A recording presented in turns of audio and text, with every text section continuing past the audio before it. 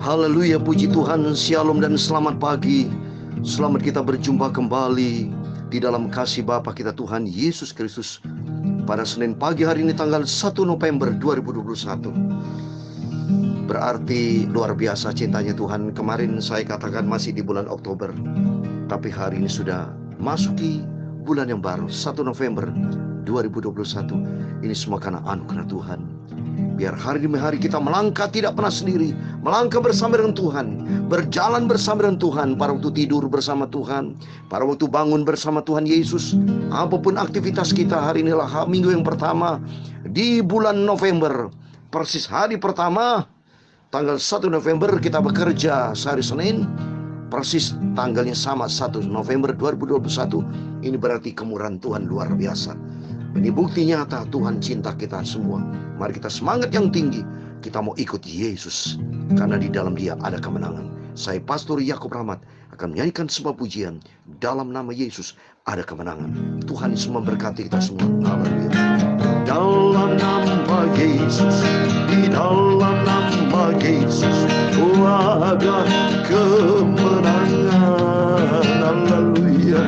Di dalam nama Yesus, di dalam nama Yesus, iblis dikalahkan. Di dalam nama Tuhan Yesus, siapa dapat melawan? Di dalam nama Tuhan Yesus ada kemenangan. Haleluya. Di dalam nama Yesus, di dalam nama Yesus ada damai sejahtera, ada damai sejahtera. Amin. Di dalam nama Yesus, iblis dikalahkan.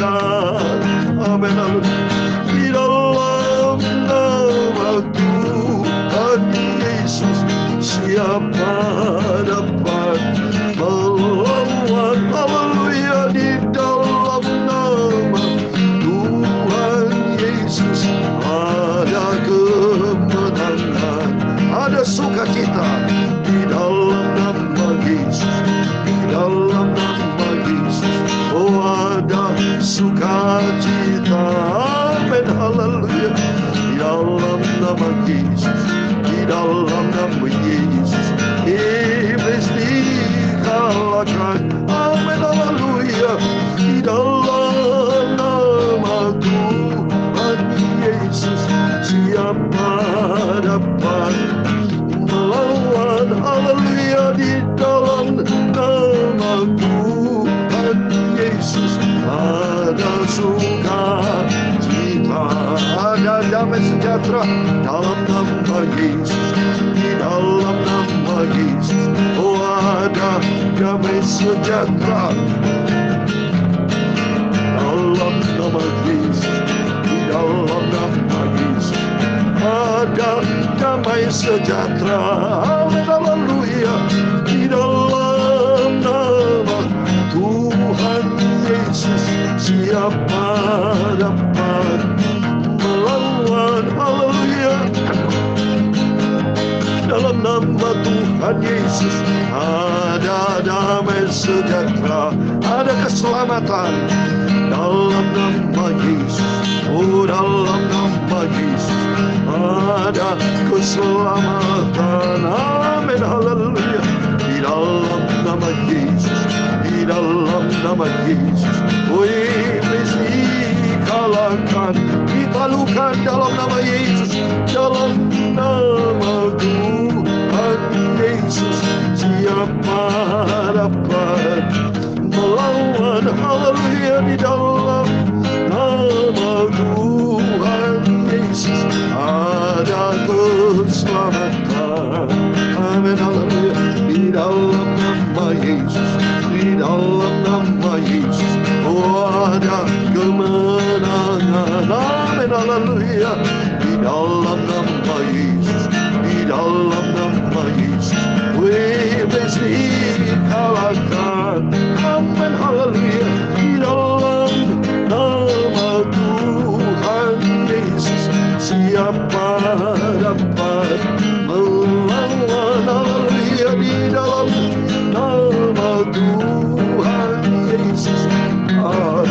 keselamatan. Dalam nama Yesus. Dalam Markus 16 ayat 17-18. Tanda-tandanya akan menyertai orang-orang percaya mereka. Akan mengusir setan-setan demi nama Yesus. Mereka akan berbicara dalam bahasa-bahasa yang baru bagi mereka. Mereka akan memegang ular, dan sekalipun mereka minum racun maut, mereka tidak akan mendapat celaka. Mereka akan meletakkan tangannya atas orang sakit. Orang sakit sembuh dalam nama Yesus. Ada kemenangan. Amin. Dalam nama Yesus ada kemenangan. Ada kemenangan. Dalam nama Yesus. Di dalam nama Yesus. Oh, ada kemenangan. Amin. Haleluya. Dalam nama Yesus. Di dalam nama Yesus. Iblis dihancurkan dalam nama Yesus. Di dalam nama Tuhan Yesus, siapa dapat melawan? Haleluya. Di dalam nama Tuhan Yesus ada kemenangan. Amin. Haleluya. Puji Tuhan. Di dalam nama Yesus ada kuasa. Siapa yang bisa lawan Tuhan Yesus? Tidak ada, Bapak Ibu. Dalam Roma pasal 8:31, kalau Allah di pihak kita, siapakah lawannya? Dalam Matius 28 ayat 18 dikatakan, segala kuasa di bumi di surga ada di dalam tangan Tuhan. Ajaib Tuhan, dahsyat Tuhan. Dan Tuhan berfirman pula tadi saya baca ke dalam Markus 16, 17, 18. Tanda-tandanya akan menyertai orang percaya. Mereka akan musir setan-setan demi nama Yesus. Mereka akan berbicara dalam bahasa-bahasa yang baru bagi mereka. Mereka akan megang ular, dan sekalipun mereka minum racun maut, mereka tidak akan mendapatkan celaka. Mereka akan meletakkan tangannya atas orang sakit. Orang sakit sembuh dalam nama Yesus, karena nama Yesus yang berkuasa. Dahsyat. Saya teringat pula Bapak Ibu pada waktu Rasul Petrus mendoakan seorang yang lumpuh, ya, pada waktu berjumpa kisah Rasul di pintu gerbang indah. Rasul Paulus katakan demikian, ya. Kisah Rasul pasal 3 ayat 16, dia lumpuh sejak lahir, Bapak Ibu. Petrus berkata, emas dan perak tidak ada padaku, tetapi apa yang kupunyai kuberikan kepadamu. Demi nama Yesus Kristus, orang Nazaret itu, berjalanlah. Di ayat ke-7, lalu ia memegang tangan kanan orang itu dan membantu dia berdiri. Seketika itu juga kuatlah kaki dan mata kaki orang itu. Ayat 8, dia melonjak berdiri, lalu berjalan kian kemari dan mengikuti mereka ke dalam bait Allah, berjalan dan melompat-lompat serta memuji Allah. Amin. Terbukti nyata kuasa Tuhan yang dahsyat akan menyertai setiap orang percaya. Ini janji Tuhan. Dalam Markus tadi dikatakan, tanda-tandanya menyertai orang percaya, bahwa di dalam nama Yesus ada kuasa. Dalam Yohanes pasal 1 ayat 12 dikatakan, setiap orang percaya ada kuasa, bahwa di dalam nama Yesus ada nama yang luar biasa. Amin, puji Tuhan. Mari kita kembali kepada firman Tuhan. Kita mau baca kitab Yosua pasal yang kedua sekarang. Puji Tuhan, kemarin sudah berada di pasal 1, sekarang pasal kedua, ayat 1-24, berarti satu pasal kita baca semuanya selama 24 ayat. Demikian firman Tuhan.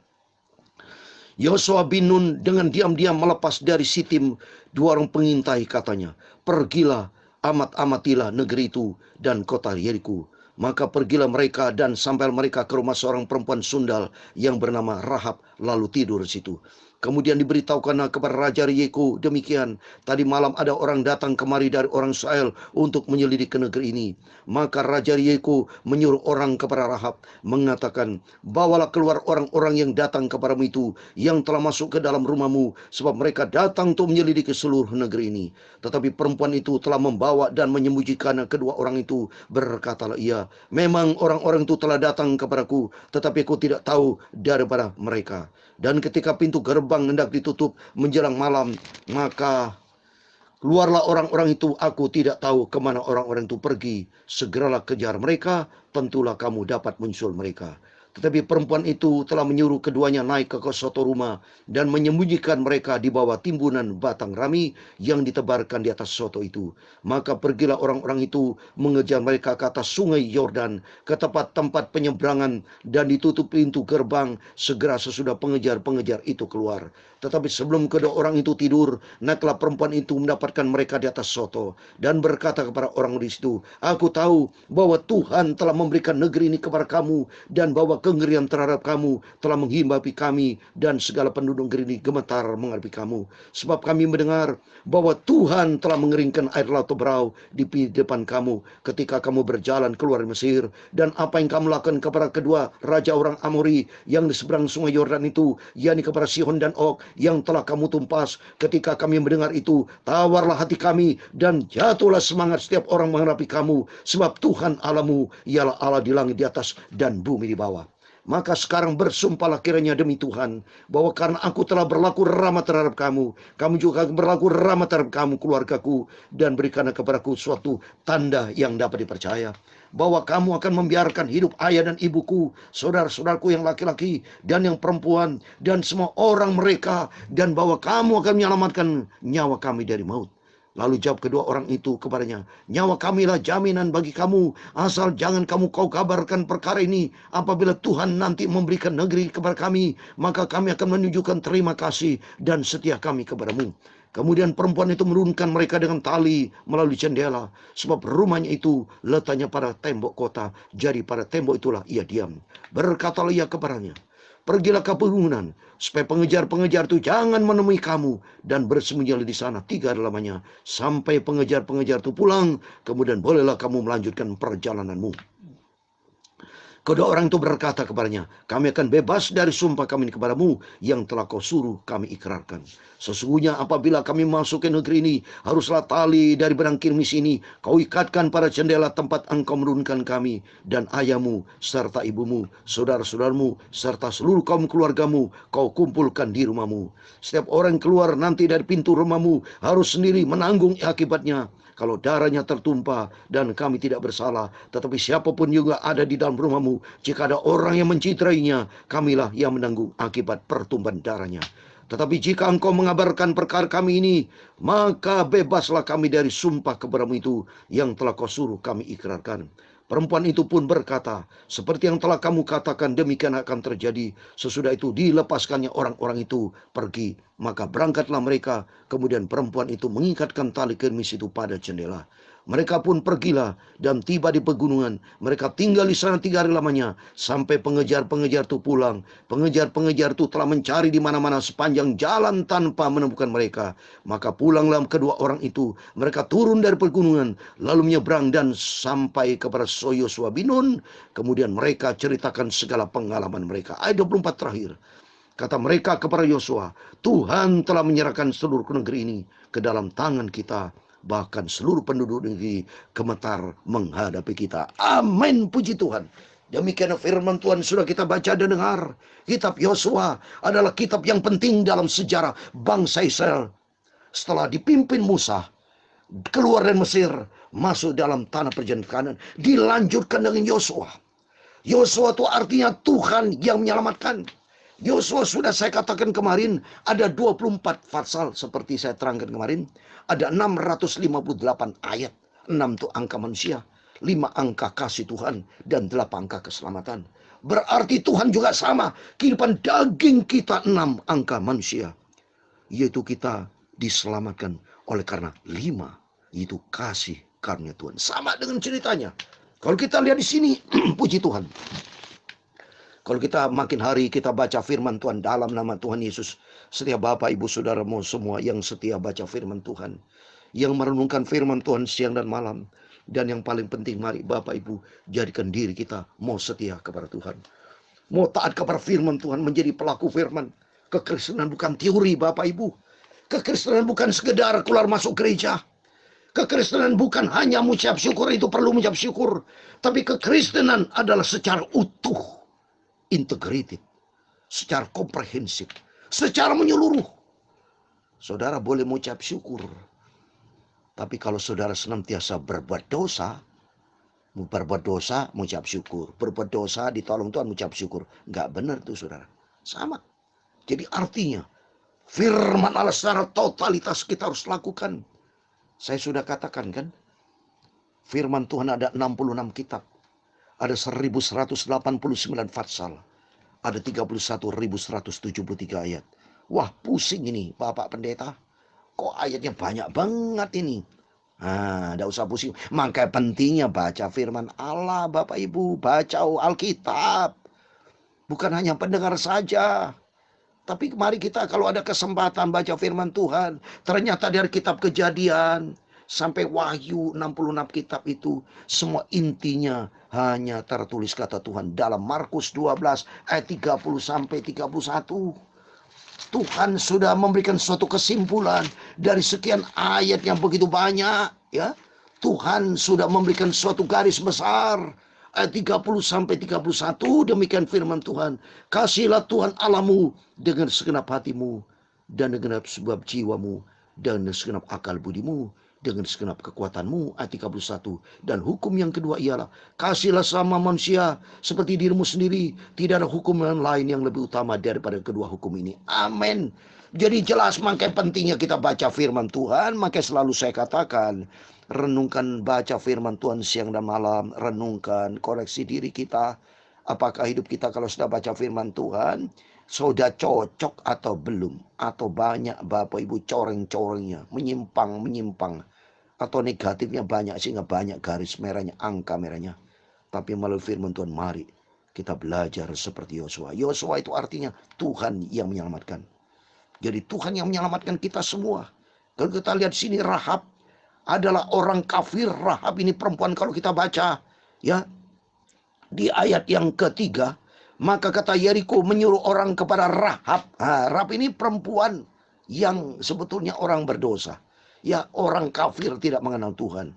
Tapi perempuan ini bayang daripada gereja Tuhan yang bertobat. Maka dikatakan sini perempuan. Perempuan itu kalau di Alkitab bayangan simbol daripada gereja Tuhan. Dulu kita adalah perempuan-perempuan gereja-gereja anak Tuhan yang hidup di dalam dosa. Orang kafir tidak mengenal Tuhan. Tapi karena anugerah Tuhan, kita mengenal Tuhan dan bertobat. Coba kita lihat. Kalau dalam kitab Ibrani pasal 11, saya mau baca nih. Kita bicara Ibrani juga ada tentang bicara tentang Rahab. Saya mau baca Ibrani 11:31 demikian. Karena iman, maka Rahab perempuan Sundan itu tidak turut binasa bersama-sama dengan orang-orang durhaka, karena ia telah menyambut pengintai-pengintai dengan baik. Rahab ini bertobat, Bapak. Apa bukti bertobat? Terbukti di sini di ayat yang ke-11. Coba nih. Ada berapa statement dari Rahab dari ayat 9, 10, 11. Ini statementnya 3 ayat ini. Dari seorang Rahab perempuan adalah gereja Tuhan yang dulu hidup di dalam dosa. Tapi dia bertobat datang kepada Tuhan. Bertobat berarti perbuatannya benar. Bertobat dan berbalik, bukan teori. Kekristenan bukan teori. Kekristenan itu menjadi pelaku firman. Dan ternyata dia nyebut nama Tuhan. Jadi secara vertikal bertobat, ada hubungan vertikal. Dan horizontal dia punya kasih. Coba nih, secara vertikal dikatakan di ayat yang ke-9 sampai 10 dan 11. Dan berkata kepada orang ini itu, aku tahu bahwa Tuhan telah memberikan negeri ini kepada kamu. Memberi, yaitu Tuhan. Dia sebut nama Tuhan. Di ayat 10 nyebut nama Tuhan. Di ayat 11 juga nyebut nama Tuhan. Coba nih, 3 ayat penting ini bagi kita semua, supaya hidup kita andalkan Tuhan. Di ayat 10, sebab kami mendengar bahwa Tuhan, selalu nyebut nama Tuhan ini Rahab. Di ayat ke-11 juga nyebut nama Tuhan. Di ayat 11 dikatakan, setiap orang menghadapi kamu, sebab Tuhan Allahmu ialah Allah langit di atas bumi dan di bawah ini. Coba ini, sebut nama Tuhan 3 kali. Berarti dia ikuti firman Tuhan. Dia taat menjadi pelaku firman Tuhan. Dia selamatkan 2 orang pengintai. 2 bicara firman Tuhan. Berarti hidupnya di dalam kebenaran firman Tuhan. Oleh itu mari Bapak Ibu, sebagai firman Tuhan sudah kita dengar pagi malam. Kita mau sungguh-sungguh sama Tuhan. Kita hidupi di dalam kebenaran firman Tuhan. Bertobat kita. Kalau bertobat, hidup di dalam firman Tuhan, hidup kita selamat menjadi pelaku firman. Seperti Rahab ini selamat oleh karena perbuatannya. Dan mari kita selamat oleh karena perbuatan kita melangkah. Ketaatan kita bukti sebagai orang taat kepada firman Tuhan. Sehingga kita selamat. Itu menjadi kerinduan kita. Seperti saya kasih terakhir. Filipi pasal 2. Ya Bapak ya. Filipi pasal 2 ayat 12. Kita harus pelihara, kerjakan keselamatan kita dengan takut dan gentar, dan kita taat. Mari kita buka sebagai terakhir Filipi pasal 2 ayat 12. Hai saudara-saudaraku yang kekasih, kamu senantiasa taat. Mari senantiasa taat. Senantiasa taat berarti tidak dibatasi. Selalu, always 100%. Karena itu tetaplah kerjakan keselamatanmu dengan takut dan gentar. Seperti Rahab itu, perempuan sundal, perempuan orang berdosa. Perempuan bicara gereja Tuhan, kita adalah perempuan-perempuan orang berdosa dulu. Tidak mengenal kemurahan Allah, tidak mengenal Tuhan. Tapi bertobat, hidup di dalam kebenaran firman Tuhan. Sehingga kita melangkah, tidak seperti dulu lagi. Tapi melangkah di dalam firman Tuhan. Kerjakan keselamatanmu dengan takut dan gentar. Dan hidup kita taat sampai suatu hari telah kita berjumpa dengan Tuhan Yesus. Tuhan memberkati kita semua. Dalam nama Yesus, di dalam nama Yesus, oh ada kemenangan. Amin, haleluya. Di dalam nama Yesus, di dalam nama Yesus, iblis dikalahkan. Amin, haleluya. Di dalam nama Yesus, siapa dapat melawan? Haleluya. Di dalam nama Tuhan Yesus ada kemenangan. Amin, haleluya. Dalam nama Yesus, di dalam nama Yesus ada keselamatan. Amin, haleluya. Di dalam nama Yesus, di dalam nama Yesus, iblis dikalahkan. Amin, haleluya. Di dalam nama Tuhan Yesus, siapa dapat melawan? Haleluya. Di dalam nama Tuhan Yesus ada keselamatan, ada sukacita. Amin, haleluya. Ada damai sejahtera. Haleluya. Ada berkat Tuhan Yesus. Amin, haleluya. Tuhan memberkati engkau dan melindungi engkau. Tuhan menyinari engkau dengan wajahnya dan memberi engkau kasih karunia. Tuhan menghadapkan wajahnya kepadamu dan memberi engkau damai sejahtera. Bapa kami yang di surga, dikuduskanlah namamu, datanglah kerajaanmu, jadilah kehendakmu di bumi seperti di surga. Berikanlah kami pada hari ini makanan kami yang secukupnya, dan ampunilah kami akan kesalahan kami, seperti kami juga mengampuni orang bersalah kepada kami. Dan janganlah membawa kami ke dalam pencobaan, tetapi lepaskanlah kami dari paling jahat, karena engkaulah yang punya kerajaan dan kuasa dan kemuliaan sampai selama-lamanya. Amin, puji Tuhan, haleluya. Selamat pagi, selamat beraktivitas di hari yang pertama, tanggal 1 November 2021. Tuhan Yesus memberkati dan Tuhan bersama kita. Immanuel, puji Tuhan, haleluya, amin.